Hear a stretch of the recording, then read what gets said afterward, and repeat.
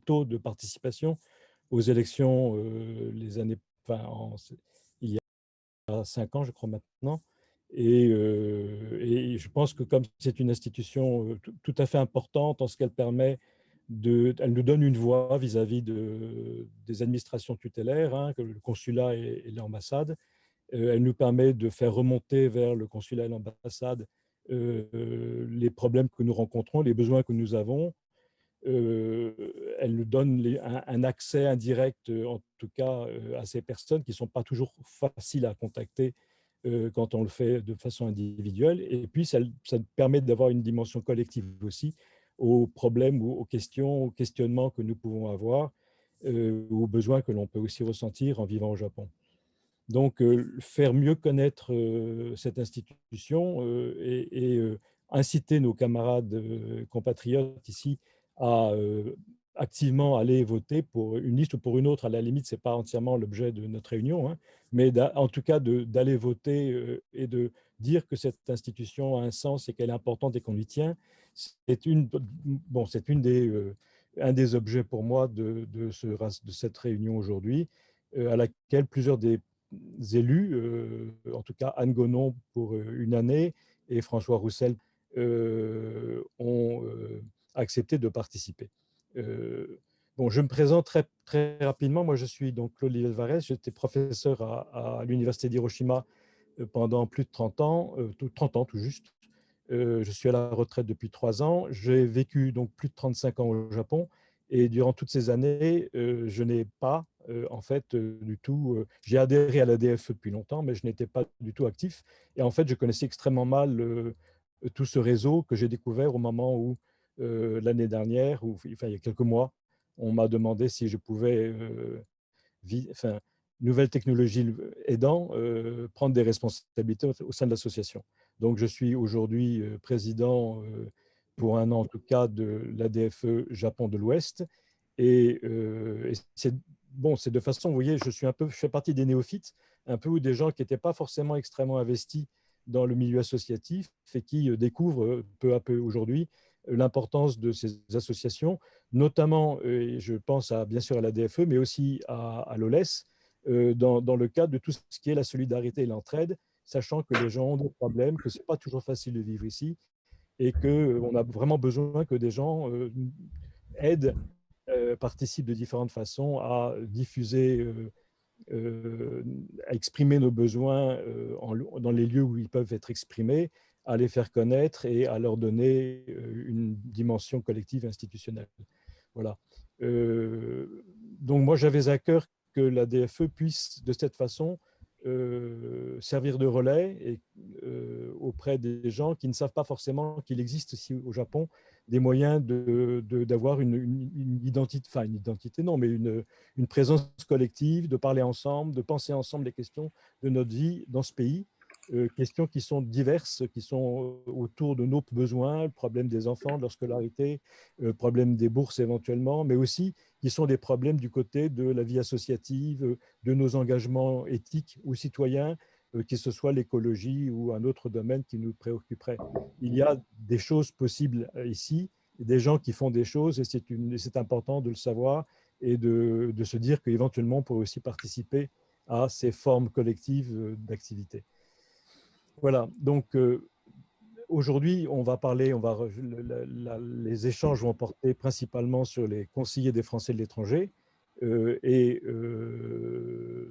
les explications dans un premier temps plus générales sur ce que c'est que les conseillers des Français de l'étranger, leurs missions, leurs activités seront données par François Roussel, qui a très largement contribué depuis très longtemps à tout ce qui était action civique, associative, bénévole et militante dans différentes structures, et notamment ici dans le cadre des conseillers des Français de l'étranger. Et je vais peut-être donc d'abord céder la parole à François pour qu'il puisse nous expliquer un petit peu de quoi il s'agit et ce que sont ces activités. Voilà. Et la parole est à François. Je crois que mon micro est ouvert. Merci beaucoup, Claude. Merci à Français du Monde Japon de l'Ouest d'avoir organisé cet événement. Je crois que c'est utile. C'est un événement civique important. Il faut qu'on sache pourquoi on va voter dans une semaine, puisque le vote par Internet commence ce vendredi prochain à 19h, pile dans une semaine. Merci à toutes et tous d'être venus participer. Donc, je suis actuellement conseiller des Français de l'étranger pour le Japon. Nous sommes 3. Je suis conseiller avec Thierry Consigny et Evelyne Inuzuka. Je n'ai pas fait un mandat entier, j'ai fait 2 ans et demi puisque j'étais avec Anne sur une liste qui au départ avait décidé de suivre une rotation, qui a suivi une rotation. Donc, Anne était la personne qui m'a précédé dans cette fonction en 2018 et moi je l'assume depuis le 1er octobre 2018, donc un petit peu plus de 2 ans et demi. J'ai prévu, enfin on a décidé de faire d'abord une introduction un peu généraliste. Alors je ne sais pas du coup, peut-être qu'il y a des gens qui savent déjà ce que je vais dire et d'autres parmi vous des personnes qui ne savent pas encore. Donc le début c'est très généraliste. Et puis, on fera peut-être une pause, on passera peut-être un témoignage d'Anne, et ensuite, on pourra aller dans des détails. Donc, les conseillers des Français de l'étranger, qu'est-ce que c'est? D'abord, c'est quelque chose de nouveau, ça n'existe que depuis 2014. C'est une façon qui a été imaginée pour rapprocher la République des gens qui habitent, des Français qui habitent à l'étranger. Jusque-là, il existait une assemblée des Français de l'étranger qui a été créée après-guerre. C'était le Conseil supérieur des Français de l'étranger. À l'origine, c'était des gens qui étaient nommés par les ambassadeurs.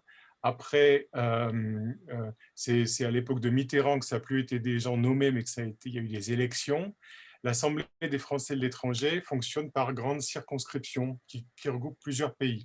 Donc, même si on a un représentant de cette circonscription à l'Assemblée des Français de l'étranger, qui se réunit pour 2 sessions au printemps et à l'automne chaque année, et qui est en discussion, qui fait des propositions au ministère des Affaires étrangères, au gouvernement, il y avait une impression de distance et on n'avait pas forcément, en tant que citoyen français établi à l'étranger, on n'avait pas forcément la conscience qu'on avait des représentants. Ça se passait un petit peu loin. Donc, en 2013, c'est sous le gouvernement Hollande et à l'époque où Hélène Conway-Mouret était ministre déléguée en charge des Français établis à l'étranger, elle a écrit une loi pour créer quelque chose qui ressemble, alors, qui puisse, pour qu'il y ait des élus de proximité, c'est-à-dire des personnes élues dans chaque pays, que les gens sachent qu'il y a dans chaque pays, quelquefois quand il y a des pays avec une grande population, comme aux États-Unis et même dans chaque circonscription consulaire, des personnes à qui on peut s'adresser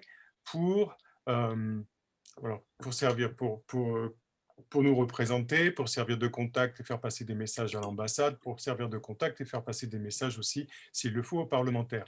Donc, c'est une réforme qui a été faite à budget constant. Le nombre de personnes représentantes à l'Assemblée des Français de l'étranger a été réduit. Maintenant, ils sont 90. Et le budget qui servait à payer les 30 ou 40 de plus sert à... Pourquoi payer? Oui, parce que c'est une activité, j'arrive tout de suite c'est une activité bénévole, mais avec des indemnités, puisqu'on est censé voyager, on est censé se payer des abonnements Zoom professionnels pour faire des réunions longues, enfin, il y a des frais. Donc, c'est une activité qu'on fait en plus de notre vie professionnelle, mais je dois recevoir quelque chose comme 800 yens chaque mois, quelque chose comme ça à peu près, 40 000 yens par mois de défraiement, je crois. Voilà. Et donc, ce n'est pas rien. Hein. Et à l'époque, avant le Covid, ça nous servait à payer les billets de train pour venir à Kyoto en particulier, pour participer aux réunions du lycée. Souvent, c'est tard, les Shinkansen finissent tôt, et quelquefois, il y avait aussi une nuit d'hôtel après. Donc, c'était facile à dépenser avant l'époque du Covid. Aujourd'hui, enfin, moi, je l'utilise aussi parce que comme j'ai une vie professionnelle très pleine, le fait d'avoir des réunions en plus m'oblige à avoir un emploi du temps très serré et je prends 10 fois plus le taxi qu'avant. Avant, je prenais presque pas le taxi, maintenant je prends souvent le taxi. En fait, ça me sert à mon activité d'élu puisque c'est ce qui me permet d'être dans les réunions où je dois être. Je reviens. Donc, il y a 442, il y a 130 circonscriptions où sont élus 442 conseillers des Français de l'étranger. Le nombre de conseillers dépend de la population française vivant dans chaque pays, et donc du rapport entre le nombre 442 est fixe, mais selon la proportion de Français par rapport à tous les Français de l'étranger vivant dans tel ou tel pays, le nombre de conseillers varie. C'est pour ça que nous avons eu la chance, nous au Japon, comme la population française au Japon a augmenté plus vite que dans le reste du monde entre 2014 et maintenant, nous avions 3 conseillers consulaires, c'était leur nom à l'époque, et à partir du 31 mai, nous aurons 4 conseillers des Français de l'étranger parce qu'on a droit à une personne de plus parce que la population française au Japon a augmenté assez vite. Ces conseillers des Français de l'étranger, leur rôle, c'est il y a un rôle statutaire qui est de participer à des réunions qu'on appelle les conseils consulaires, qui est aussi de participer à des réunions qui se passent dans les lycées français, quand il y a des lycées français. On participe à tous les conseils d'établissement et au conseil d'administration. Et puis, l'essentiel du travail qu'on fait, ce qui est le plus chronophage et ce qui est aussi important, c'est un travail quotidien d'abord d'aide. Les gens nous écrivent pour demander l'aide pour telle et telle démarche, pour demander des renseignements. Il y a une fonction statutaire prévue dans les textes. C'est la participation à des conseils consulaires. Je vais quand même donner les noms des conseils consulaires. Un conseil consulaire, c'est une réunion des 3 au Japon, les 3 conseillers des Français de l'étranger, plus l'ambassadeur. On est 4. Et dans cette réunion, à laquelle peuvent être invitées des personnes euh, à titre d'experts ou qui sont concernées. Par exemple, le conseil consulaire des bourses scolaires, c'est le conseil consulaire, donc c'est 4 personnes, plus les représentants des associations des parents d'élèves du lycée, plus les représentants des syndicats des personnels du lycée, plus des responsables des représentants de la direction des lycées. Le conseil des bourses décide chaque année, en fonction de critères très précis qui sont les mêmes dans le monde entier, à qui sont attribuées des bourses et selon quelle quotité. Alors, à quoi on sert? On sert à vérifier les dossiers, on peut venir les vérifier à l'avance, et on sert à discuter parce qu'il y a toujours une marge de manœuvre, même si le logiciel dit telle famille a droit à 20%, on peut monter quelquefois, ou quelquefois même ça arrive de baisser en fonction de la situation particulière de telle ou telle famille, de tel ou tel cas. Les conseils consulaires sont, je vais vous donner leur nom. Le Conseil pour la protection et l'action sociale, c'est le conseil où on décide l'attribution du budget de la protection et l'action sociale, comme son nom l'indique. En particulier, on étudie les dossiers des demandes d'allocation, allocation pour enfants handicapés, allocation adultes handicapés et allocation solidarité qui sert à donner de quoi subsister aux personnes âgées de plus de 65 ans qui n'auraient pas de revenus. Le conseil consulaire OLES, c'est le conseil consulaire qui décide, qui étudie la demande de subvention que l'organisme local d'entraide et de solidarité fait au ministère des Affaires étrangères. Et on lit la lettre de motivation, on lit la demande et on décide d'attribuer ou pas. Le conseil consulaire staff, c'est un conseil consulaire soutien aux associations des Français de l'étranger. C'est un conseil consulaire qui permet d'attribuer un budget à des associations qui présentent un budget et qui demandent qu'on aide à une subvention qui aide à ce budget. Le STAFE, vous connaissez certainement, si vous êtes dans l'associatif peut-être, c'est ce qui a remplacé la réserve parlementaire, puisqu'il y a 4 ans, la réserve parlementaire, le petit budget que chaque parlementaire était libre d'utiliser à sa guise, a été supprimé. Et comme c'était une ressource vitale pour les associations, en particulier pour les associations françaises à l'étranger, il a été remplacé par un budget un petit peu inférieur, mais qui est attribué par les conseils consulaires. Il y a enfin, comme conseil consulaire régulier, il y a le conseil consulaire de bilan de l'action consulaire, ça c'est une fois par an, et le consulat explique le nombre de personnes, le nombre de Français qui sont dans le pays. L'ambassadeur fait un petit exposé sur les entreprises françaises dans le pays et on peut poser toutes sortes de questions sur l'action du consulat dans ce conseil consulaire de bilan de l'action consulaire. J'ai posé des questions sur le nombre des tournées consulaires, pourquoi on avait supprimé le consulat à Kyoto, pourquoi on supprime tel ou tel poste, pourquoi on doit se présenter au moins une fois pour demander un passeport, puisqu'on peut le recevoir par la poste, pourquoi on ne pourrait pas faire la demande par la poste. Tout ce qui concerne les services consulaires aux Français, on en discute dans ce conseil consulaire. Et puis, il y a un autre conseil consulaire statutaire qui est réuni moins souvent, mais on a réussi à le faire réunir le mois dernier après avoir réclamé pendant 2 ans, en fait. C'est le Conseil consulaire emploi et formation professionnelle qui est là pour discuter de tout ce qui concerne les questions d'emploi et de formation professionnelle, comme son nom l'indique. Ça, ce sont les conseils qui sont prévus dans le texte de loi de 2013. Mais en réalité, on peut demander, les conseillers consulaires, s'ils sont d'accord, peuvent demander d'ouvrir des conseils consulaires sur d'autres thèmes. Euh, on pourra en parler peut-être après. Ça, et donc je parle trop longtemps, donc à ce rôle statutaire, dans ce rôle statutaire, il y a aussi donc les réunions dans les lycées, je passe, on est invité à chaque conseil d'établissement, on est invité au conseil d'administration du lycée de Tokyo et à certains conseils d'administration du lycée de Kyoto. On est invité aussi à Tokyo à une réunion qui s'appelle l'Assemblée des conseillers, qui fait partie du fonctionnement de la fondation lycée français de Tokyo. On est invité de temps en temps à des réunions. On avait demandé à être invité une fois à la journée d'orientation stratégique de l'Institut français. J'y ai participé une fois, c'était il y a 2 ans, en 2019. Et puis, il y a des réunions auxquelles on est invité. Une seule fois, j'ai été invité à un rassemblement des conseillers du commerce extérieur. Ce n'était pas une réunion ordinaire, donc ça, c'est le statutaire et le péristatutaire, on va dire. Mais à part le statutaire prévu par la loi, il y a ce quotidien, et en particulier en 2020, c'est ça qui remplissait les journées, qui est de répondre à des mails, de répondre à des coups de téléphone, de faire des zooms avec les gens pour les aider à remplir tel ou tel dossier, ou de transférer à l'ambassade, à la consule, à la bonne adresse, des mails de gens qui n'arrivaient pas à faire telle ou telle chose. Et donc ça, c'est le quotidien du conseiller des Français de l'étranger. Il n'est pas écrit dans la loi, mais c'est ce rôle d'aide au quotidien. Et depuis la crise sanitaire, ça a pris des proportions énormes par rapport au reste, mais c'est tout à fait normal et c'est très important.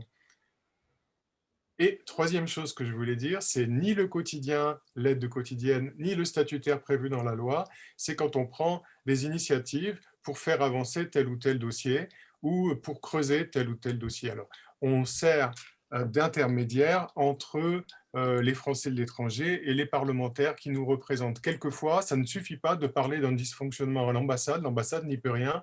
Pour pouvoir faire avancer quelque chose, il faut parler à un sénateur ou à un député.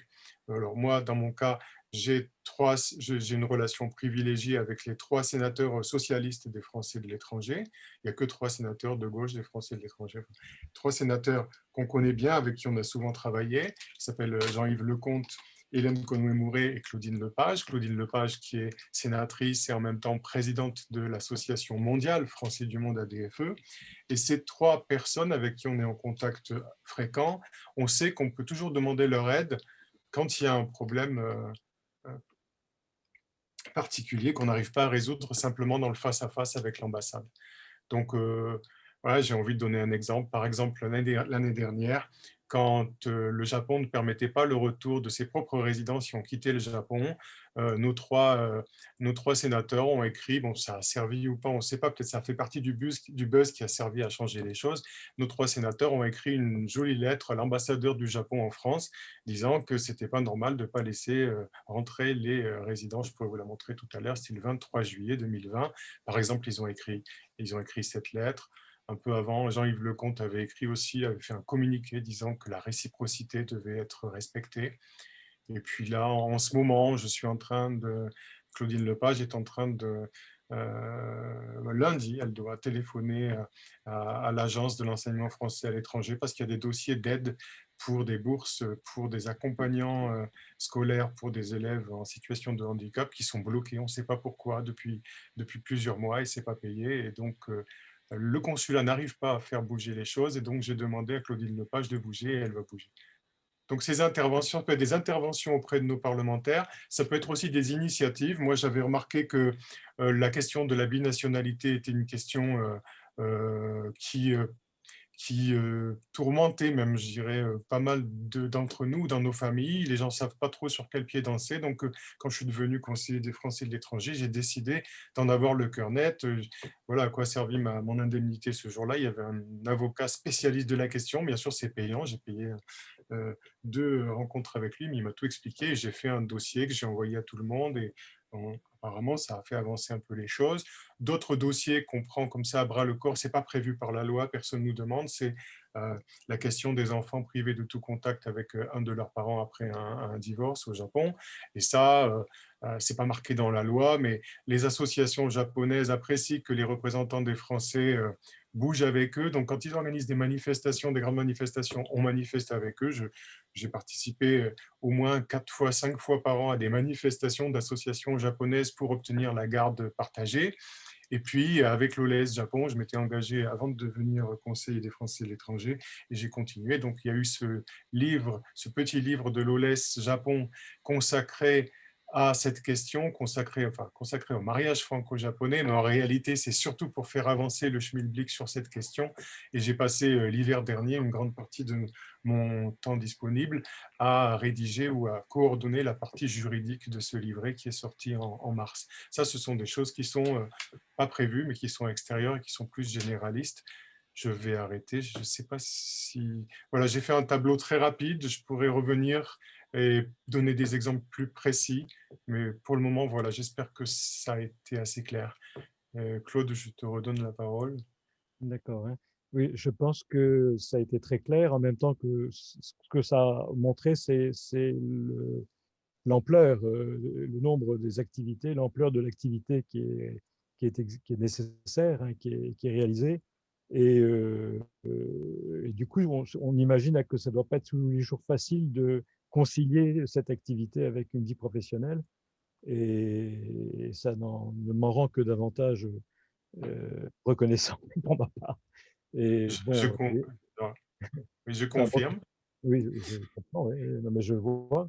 Et en même temps, c'est vrai que c'est du coup le fait que ce ne soit pas très connu et en est d'autant plus dommageable.